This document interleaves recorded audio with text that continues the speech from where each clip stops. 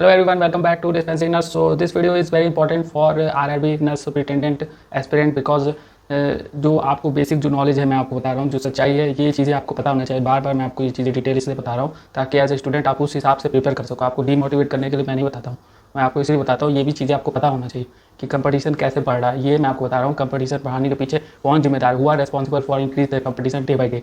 ये चीज़ें आपको समझ में आना चाहिए। You know that every condition is differ in any circumstances. सो आपको ये चीज़ें पता होना चाहिए। फिर आप कहना कि हाँ क्या चीज़ें सही है क्या चीज़ सही नहीं है, ठीक है ना। नर्सिंग सेक्टर एक ऐसा सेक्टर है जिसमें आपको जॉब की कभी कमी नहीं होती, ये मैं भी मानता हूँ क्योंकि मैं नर्सिंग सेक्टर से जुड़ा हुआ हूँ, तो मुझे पता है ये सब चीज़ें। तो हमारे यहाँ नर्स रहते हैं तो हमको सब चीज़ें नॉलेज है, और जिसको नॉलेज नहीं रहेगा वो क्या बताएगा, वो यही बताएगा कि हाँ ये है, ये बेस्ट है, वो बेस्ट है। देखिए आपको जो चीज़ें बताई जा रही है वो इसलिए बताई जा रही है ताकि आप उस हिसाब से प्रिपेयर कर सको, अपने आप को मजबूत कर सको। ये नहीं आपको इसलिए किया जा रहा ताकि आप डिमोटिवेट हो जाओ या अपने आप को छोटा समझने लगो, ऐसा नहीं कहने का मतलब होता है। ठीक है ना। देखिए नर्सिंग सेक्टर में आपको जो बायोलॉजी स्टूडेंट्स के लिए मैं बार बार प्रेफर कर रहा था, इसलिए क्योंकि इसमें जो ऐसे जो कंडीशन ख़राब किए जा रहे हैं इसकी जानकारी होनी चाहिए आप लोगों को कि आखिर ऐसा नर्सिंग में क्यों है। आप जो नीट एस्पिरेंट रहते हैं उनसे जाके पूछे, किसी आर्ट्स से या फिर कॉमर्स वाले बच्चों को अलाउ किया जाता है उनके एग्जामों में? नहीं किया जाता है ना। जो डॉक्टर बनते हैं तो उसमें कोई ऐसा अलाउ किया जाता है? नहीं किया जाता है। तो इसलिए मैं बता रहा हूँ, जैसे आपको ये चीज़ सच्चाई पता होना चाहिए। अगर आप नर्स बनना चाह रहे हैं और आपको ये चीज़ें नहीं पता है कि इसमें आर्ट्स कॉमर्स वाले बच्चों को भी अलाउ किया गया है, स्टूडेंट्स को भी अलाउ किया गया है, तो ये चीज़ें तो आपको पता होना चाहिए, पहले नहीं था। मतलब पहले चीज़ आप ये सोचो, एक इंपॉर्टेंट मैं आपको ये समझाने की कोशिश कर रहा हूँ, ये इसलिए बता रहा हूँ ताकि अगर आपको हर साल वैकेंसी आती है, कोई भरता नहीं है ना जॉब्स, और फिर आप देखो पोस्ट वैकेंट एकदम खाली चले जाते हैं, है ना। आपको सोचो कि इतने ऐसे बुरे हाल है, दिन पर दिन आपको कंपटीशन बढ़ रहा है, इसके पीछे रीज़न क्या है, तो आप मैं इसमें पूरा डिटेल में बताऊंगा। इसीलिए ताकि, और ये चैनल सब्सक्राइब करिए, तो इसमें जो बातें बताई जाए उस हिसाब से आपको प्रिपेयर करना है अपने आप को। ये नहीं है कि आपको डिमोटिवेट करना है, घबराना नहीं है। आपको ये चीज़ें समझ में आना चाहिए कैसे आपको करना है। ये नहीं कि आप गलत रास्ते, आप जैसे इसमें बार बार मैंने बोला कि आपको जो नर्सिंग का पोर्शन है उसको उस पर ध्यान देना, वो आपका बेस है, आप उस पर ना कि आप नॉन टेक पे चले जाओ कि हाँ हम ये पढ़ के, ज़्यादातर बच्चे नॉन टेक पढ़ के जाएंगे। आपको दोनों को लेकर चलना है, ठीक है ना। लेकिन आपको जो मेन जो टारगेट रहेगा वो नर्सिंग रहेगा, नर्सिंग सेक्टर। जो नर्सिंग का जो पोर्शन है आरआरबी में, जो पैरामेडिकल स्टाफ की जो वैकेंसी निकली हुई है उसमें आपको अगर नर्सिंग सुपरिटेंडेंट पोस्ट में अगर होना है, अगर आप चाह रहे हो, इफ़ यू वांट, सो एक डिसीजन, स्मार्ट डिसीजन आपको लेना पड़ेगा। डिसीजन लेने से काम नहीं चलेगा। तो इसके पीछे मैं आपको एक एक चीज़ बताऊंगा ताकि जल्द से जल्द स्मार्टली आप इसमें से निकल पाओ। ये ना हो कि आप इसमें फंसे रह जाओ।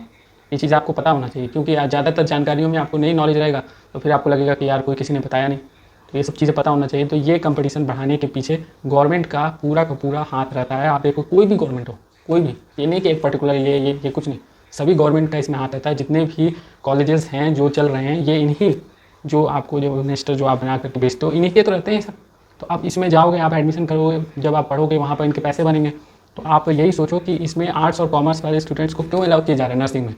आप जीएनएम की बात करो, बीएससी नर्सिंग, चलो बीएससी नर्सिंग को अभी छोड़ कर रखें। मैं आपको बता दे रहा हूँ कि जो बायोलॉजी स्टूडेंट्स हैं वो बीएससी नर्सिंग की तरफ चाहें, अगर आप वो अपना कुछ बेहतर चाहते हो तो, ना कि आप जीएनएम करो। जीएनएम मैं ये नहीं कह रहा हूँ, अगर आप कोई बच्चा, कोई स्टूडेंट्स अगर ऐसा है कि जो आर्ट्स और कॉमर्स से बिलोंग कर रहा है, वो अगर बनना चाह रहा है नर्स, तो मोस्ट वेलकम। ये नहीं कह रहा हूँ कि नहीं बताओ या ये सब ऐसी चीज़ें, लेकिन उसको उतनी मेहनत करना पड़ेगा जितना वो चाह रहा है, उससे डबल ट्रिपल। कंडीशन बहुत ज़्यादा डिफर हो जाता है। आपको डिफर इसलिए हो जाता है कि आप जैसे बायोलॉजी स्ट्रीम आपका नहीं है तो उसमें आपको मेहनत करना पड़ेगा। ये भी सच्चाई आपको पता होना चाहिए। तो अगर इसलिए आप अपने आप को कैपेबल कर लेते हो तो मोस्ट वेलकम, कोई मनाही नहीं। लेकिन जो गवर्नमेंट अलाउ करती है, आईएनसी से अप्रूव के कॉलेज नहीं है, पहले ये सब बताते नहीं हैं। बहुत सारे कॉलेज आपको मैं ला करके एक अगर आप भी चाहते हो कि अपने कॉलेज का नाम अगर आप बताते हो तो मैं आपको बताऊँगा कि वो आईएनसी से अप्रूव है कि नहीं, ये भी मैं आपको बताऊँ। इसमें बहुत सारी कमियाँ हैं, और इसमें जो ख़राब करने की पूरी ठेका, जिसको कहा जाए नॉर्मल लैंग्वेज में, मैं आपको बता रहा हूँ देसी लैंग्वेज में, ये पूरा का पूरा ख़राब करने का ठेका ये गवर्नमेंट ने, जो मिनिस्टर्स हैं, इनके कॉलेज हैं, उनको दे दिया गया ताकि आप इनके कॉलेज में जाकर पढ़ो और फिर आपका मेहनत का पैसा इसमें डूबे और फिर उसके बाद कुछ नहीं होने वाला। तो ये चीज़ आपको पता होना चाहिए। आरआरबी पैरामेडिकल का स्टाफ आया, जो स्टाफ नर्स की वैकेंसी आई, ये कब और कितना वैकेंसी है, क्या है, ये जोन वाइज कितने, इसमें जो कंपटीशन डे बाई डे बढ़ा उसके लिए कौन रिस्पॉन्सिबल है, वो मैंने आपको बता दिया। गवर्नमेंट रिस्पॉन्सिबल है, सबसे फर्स्ट आपको गवर्नमेंट रिस्पॉन्सिबल, कोई भी गवर्नमेंट हो, सभी ने, किसी ने भी कसर नहीं छोड़ा। कंपटीशन बढ़ा नहीं है, बढ़ाया जा रहा है, और जानबूझकर, ताकि मतलब नर्सिंग सेक्टर को भी ख़राब किया जाए।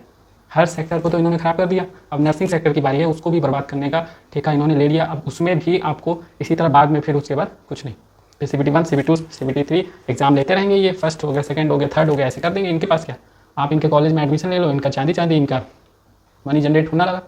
इनको क्या है, इनको कुछ नहीं, उसमें ना फैकल्टी है ना वहाँ पर आपको जो इनके कॉलेजेस हैं, जो मिनिस्टर्स के कितने प्राइवेट कॉलेज हैं जो आईएनसी से अप्रूव नहीं है, ये कहीं ना कहीं से अप्रूव करा लेंगे, इनको कोई दिक्कत नहीं है।